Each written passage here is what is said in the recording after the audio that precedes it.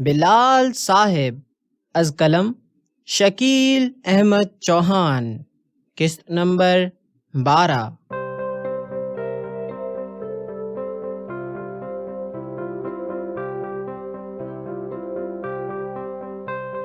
بابا جمعہ قیام پاکستان کے تقریباً 2 ماہ بعد والٹین کے مہاجر کیمپ میں پیدا ہوئے، جب ان کا خاندان ضلع گوڑ گاؤں تحصیل فیروز پور جھرکا سے ہجرت کر کے لاہور آیا۔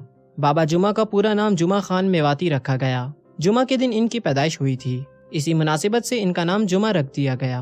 میواتی قوم سادہ لوگ تھے، دین سے بہت محبت کرنے والے سیدھے سچے مسلمان۔ ان کے بچوں کے نام ان کی سادگی کا ثبوت ہوتے، گو کہ اب ایسا نہیں ہے۔ 17 اکتوبر بروز جمعہ 1947 کو بابا جمعہ پیدا ہوئے۔ بابا جمعہ کے والد سفید خان کو کماہ گاؤں میں ایک گھر جو کہ کسی سکھ سردار جی کا تھا الاٹ ہو گیا، اور 2 ایکڑ زرعی زمین بھی ان کے حصے میں آئی۔ سفید خان کا نام بھی ان کی رنگت کی وجہ سے رکھا گیا تھا، جو کہ بہت سفید تھے۔ اپنی پیدائش کے وقت ان کی نیلی آنکھیں تھیں۔ یہی رنگت اور آنکھوں کی خوبصورتی بابا جمعہ کو وراثت میں ملی اپنے باپ سے۔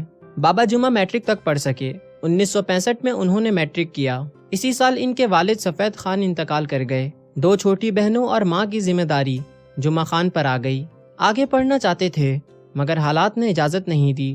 ان کا ایک دوست اندرون لاہور میں ہاتھ سے بنے جوتوں کے کارخانے میں کام کرتا تھا، اسی نے بابا جمعہ کو بھی کام پر لگوا دیا۔ بہنوں کی شادیاں پہلے کی، بعد میں اپنی شادی کروائی، مگر بابا جمعہ کو اولاد کی نعمت نہیں ملی۔ گھر کی گزر بسر اچھی ہو رہی تھی، ماں کی حج کرنے کی خواہش تھی۔ اسے پورا کرنے کے لیے 2 ایکڑ زرعی رقبہ ڈیفنس ہاؤسنگ اتھارٹی کو بیچ دیا۔ پہلے بہنوں کا حصہ دیا، اس کے بعد حج کے پیسے دیے۔ 1980 میں ماں اور بیوی کے ساتھ حج کر لیا۔ کچھ پیسے کم پڑے، وہ امان اللہ سے ادھار لیے۔ حج کے بعد والدہ کی طبیعت اکثر خراب رہتی، اندرون لاہور سے کام چھوڑ دیا اور چرڑ گاؤں کے رستے میں موچی خانہ بنا لیا، جو کہ پچھلے 30 سال سے قائم ہے۔ 1983 میں موچی بنے، حالانکہ ذات کے موچی نہیں تھے، ہاتھ سے جوتے بنانا جانتے تھے۔ 18 سال یہ کام کیا تھا۔ 1980 میں والدہ بھی کوچ کر گئیں اس جہاں فانی سے، کبھی شکوہ شکایت زبان پر نہیں لائے۔ سال پہلے 2012 میں بیوی نے بھی ساتھ چھوڑ دیا، اور اب 2013 ہے۔ یہ ہے بابا جمعہ کی کہانی۔ صفائی نفس ایمان ہے، کہتے بھی ہیں اور عمل بھی کرتے ہیں۔ ہمیشہ سفید لباس زیبتن فرماتے، سفید کرتا اور پیجامہ، اپنے ہاتھ سے بنی چمڑے کی جوتی پہنتے، عطر لگاتے، آنکھوں میں سرما لگاتے، ہر نماز سے پہلے مسواک کرتے وضو کے وقت، سر پر سفید ٹوپی رکھتے۔ 66 سال کی عمر میں بھی بالکل فٹ تھے۔ بلال نے ایک دن پوچھا، آپ کے پاس کپڑوں کے کتنے جوڑے ہیں؟ 3۔ انہوں نے جواب دیا۔ ان کا معمول تھا عشاء کی نماز سے فارغ ہو کر پہنے ہوئے کپڑے بالٹی میں سرف ڈال کر بھگو دیتے اور گھر میں تہمت اور کرتا پہن لیتے۔ دوسرے دونوں جوڑے استری ہوتے۔ صبح فجر سے پہلے ان کپڑوں کو نچوڑ کر سوکھنے کے لیے ڈال دیتے، جمعہ کی چھٹی کرتے، اور ہر سال رمضان کا پورا مہینہ کبھی کام نہیں کرتے۔ کھانے میں کھچڑا بہت پسند تھا۔ یہ میواتوں کی خاص ڈش ہے جو ان کی والدہ بناتی تھیں۔ والدہ کے بعد ان کی بیوی بھی اچھا بنا لیتی تھی، مگر والدہ جیسا نہیں۔ بیوی کے بعد وہ خود بنانے لگے۔ کھچڑا عربوں کے ہریسہ سے ملتا جلتا پکوان ہے، فرق صرف اتنا ہے کہ ہریسہ گندم یا جو کے ہم وزن گوشت میں بنتا ہے۔ کھچڑا میں بھی یہی چیزیں ڈالی جاتی ہیں، مگر کچھ دالوں کا اضافہ کیا جاتا ہے۔ ہلدی اور پسی ہوئی سرخ مرچ ملائی جاتی ہے، جبکہ ہریسہ میں صرف پسی ہوئی کالی مرچ اور نمک ڈالتے ہیں۔ اس کے علاوہ سبزیوں میں کدو اور میتھی بہت پسند تھے۔ ان کی دونوں بہنیں کراچی میں رہتی تھیں۔ اپنے مکان کا حصہ بھی بہنوں کو ادا کر دیا تھا، جو کہ ان کا وراثت میں حق تھا۔ ہر سال رمضان میں ان سے ملنے جاتے۔ اقبال چائے والا، عمر 50 کے آس پاس ہوگی، اس کے ساتھ محبت کا رشتہ تھا، اور اس سے بھی بڑھ کر بلال احمد کے ساتھ۔ اکثر اقبال سے کہتے کہ اگر میرا بیٹا ہوتا تو بلال سے اچھا نہیں ہو سکتا تھا۔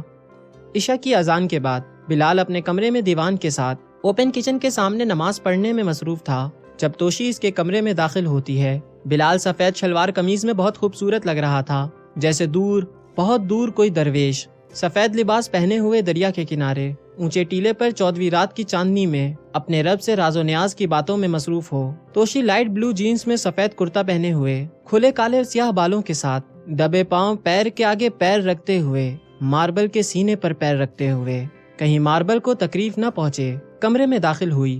دروازہ کھلا ہوا تھا۔ بلال خشوع و خضوع کے ساتھ نماز میں مگن تھا، جیسے اللہ تبارک و تعالی سے باتیں کر رہا ہو۔ اس کے ذہن میں حضرت علی کے قول کا ایک مفہوم ہمیشہ سے نقش تھا کہ میرا جب اللہ سے بات کرنے کو جی چاہتا ہے تو میں نماز پڑھتا ہوں، اور جب میرا جی چاہتا ہے کہ اللہ مجھ سے بات کرے تو میں قرآن پڑھتا ہوں۔ توشی کے آنے کا اسے احساس تک نہ ہوا اور وہ بھی خاموشی سے اس کے بیڈ پر آ کر بیٹھ گئی۔ بلال نماز سے فارغ ہو کر لمبی دعا میں مصروف ہو گیا، کھلے ہوئے ہاتھوں اور بند آنکھوں کے ساتھ، مگر خاموشی سے۔ دعا سے فارغ ہوا تو خاموشی کا سینہ چیر کر توشی کی دل فریب آواز بلال کے کانوں پر دستک دینے لگی۔ کیوں مانگتے ہو اتنی لمبی لمبی دعائیں؟ الفاظ اس کے ہونٹوں سے ایسے نکلے جیسے پھول سے خوشبو، اس لیے کہ کسی اور سے مانگنا نہ پڑے۔ بلال کا جواب شہد کی طرح میٹھا تھا۔ اور کیا مانگتے ہو اپنی دعاؤں میں؟ توشی کے کلیوں جیسے ہونٹ ایک دفعہ پھر کھلے۔ آقا کی امت کا اتحاد، اس ملک کی سلامتی اور خوشحالی، اور اس گھر کی بھی۔ بس؟ اس کا بس پاتال سے بھی گہرا تھا۔ توشی نے تفتیشی نگاہوں سے پوچھا۔ نہیں، ان کے لیے بھی دعا مانگتا ہوں جو مجھے چھوڑ کر چلے گئے، میرے ماں باپ۔ بلال نے عقیدت میں ڈوبی ہوئی آواز میں جواب دیا۔ اور اپنے لیے کیا مانگتے ہو؟ توشی نے پھر لب کشائی کی۔ بلال اب توشی کے سامنے رائٹنگ ٹیبل کی کرسی پر بیٹھا ہوا تھا۔ توشی پہلے ہی سے بیڈ پر بیٹھی ہوئی تھی۔ دونوں کے درمیان 2 فٹ کا فاصلہ تھا۔ دونوں ایک دوسرے کے آمنے سامنے، ایک دوسرے کی آنکھوں میں غوطہ زن تھے۔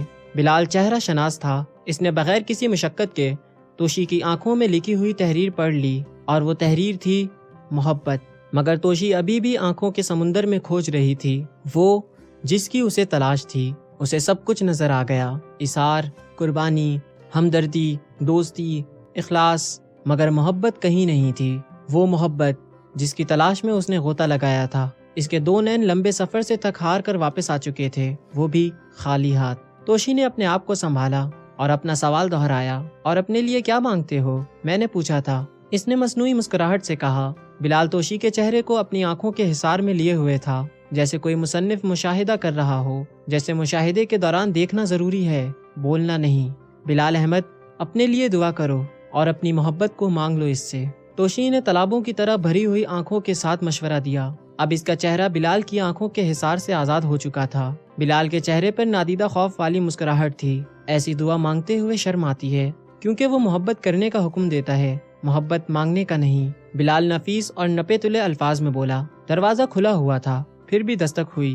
بلال نے کرسی پر بیٹھے ہوئے گردن ماہر یوگی کی طرح گھمائی اور پیچھے دیکھا۔ نوشی کھڑی ہوئی تھی، بائیں ہاتھ کو دروازے کے ساتھ لگائے، دائیں ہاتھ کو اپنی کمر پر رکھے ہوئے، کہیں کمر بل نہ کھا جائے۔